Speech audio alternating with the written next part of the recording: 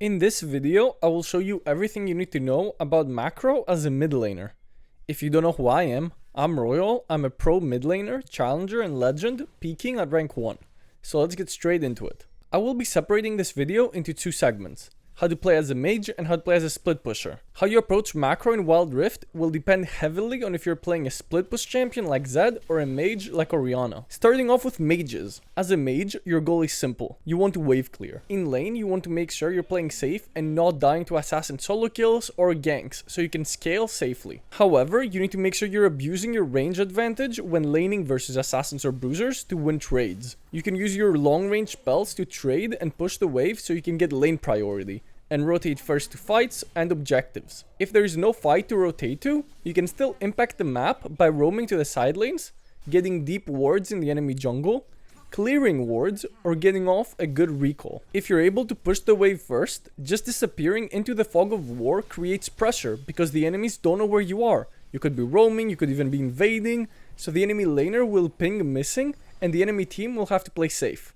You're creating pressure just by pushing the wave and disappearing. If the enemies don't respect your roaming potential and continue playing aggressively, you can just roam and kill them. In lower elos especially, enemies won't respect your roams. The mid game is where most mage players get confused. You need to be maximizing your resource gathering while making sure you're not dying in the side lanes. Ideally, you want to stay mid as long as possible, since it's the safest lane and you can easily wave clear and defend the mid lane turret. In case your ADC wants to go mid, you have to defend the side lanes. Don't just sit in the same lane with your ADC. You want to be consistently farming minions and not splitting resources.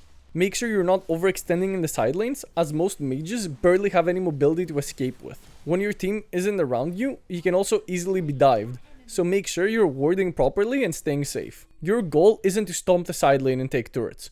All you need to do is wave clear, defend turrets, and prepare for team fights. You need to make sure you're farming as much as you can. Items and levels are extremely important on mages. Team fights is where you begin to shine. Make sure you're positioning safely and use your massive long-range magic damage to take over. How you play team fights will depend on your champion and both team compositions. Now, let's look at my personal favorite class, Assassin and Split Push mids. In the laning phase, you will not wave clear faster than mages, so the way to win lane priority is through kill pressure. You can utilize wave manipulation tactics to create more space for you to all in. I explain how to do this on my wave management video, which is a must watch if you haven't already. However, I will explain it again here briefly. Depending on matchup, you need to try and have kill pressure on your opponent, so you can zone them from the wave and you can get lane priority. If your opponent doesn't respect you, that's when you can look for solo kills. Let's take a look at the example on screen. I hold one minion near my turret, so the next wave meets closer to my turret than in the middle. Now, Twisted Fate has to walk up further to last hit minions, and I have more space to look for a kill. I ult to dodge the stun card and pick up an easy kill. A minute later, I use the exact same wave management technique to create the space I need to get another solo kill. When you're able to get lane priority, you again want to look to roam, invade, get deep wards in the enemy jungle, and clear the enemy wards to deny vision. Roaming on assassins is even more effective than mages because of your mobility and burst damage. Additionally, disappearing into the fog of war with an assassin like Zed makes the game very scary for the enemy team. Your lane opponent cannot follow your roam because you could just be sitting in the bush, ready to take them on and pick up an easy free kill. In the mid game, you need to be constantly pressuring side lanes.